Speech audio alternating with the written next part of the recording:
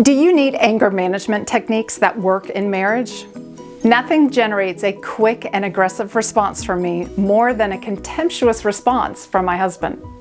So how do you manage your anger in scenarios like this so that your husband listens to you? I'm going to share a unique approach that works well for frustrations, which are slower, more steady responses, and for the harsh, angry responses. Stay tuned. Want more weekly tips like this? Subscribe and hit the bell to be notified when our video drops every Wednesday. Welcome to our channel. And ladies, if you're frustrated with the communication in your marriage and want to increase the peace, be sure to check out our Wives Who Thrive workshop. The link is in the description below. When I was growing up, my dad would tell me, "Don't be so stupid." If I asked too many questions, he would want me to learn how to look things up for myself. Mind you, all we had were encyclopedias back then.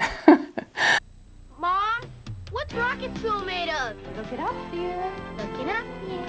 Stay tuned for a free offer from Encyclopedia Britannica. But the word stupid stuck with me, and unfortunately on some level I already believe it. Now, saying this out loud sounds silly and foolish because I know I'm smart. So when Russ has one of his contemptuous responses to the way I drive,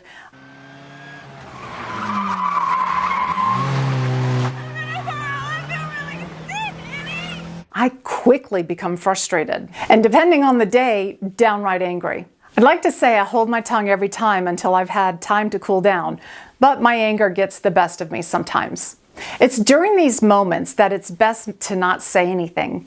Give yourself 20 minutes to allow the stress hormones, cortisol and adrenaline, to be reabsorbed back into your system so that you can think and talk clearly and logically from your prefrontal lobe and not your rage-filled amygdala.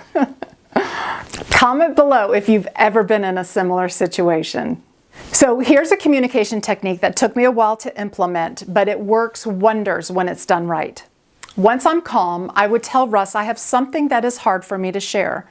Mind you, my tone is soft and not filled with blame. This softened approach prepares him, and then I share from a vulnerable perspective, not an attacking perspective. It goes something like this. You know, when I was growing up, my dad wanted me to be independent, self-sufficient. So if I asked too many questions, he would say, "Don't be so stupid and go figure it out." So in the car, when you had your reaction that my driving was not up to your standards, it made me feel like my dad made me feel, which is why I reacted so harshly. It would really help if you would be less verbal with me about my driving. It comes across as contemptuous and not helpful. A softened startup approaches the conversation in a softer, kinder way, which means you have a better chance of your husband receiving it. If you come in hot, your conversation will probably end up in hot water. Same if you come in softer. You have a chance of it ending on a kinder note.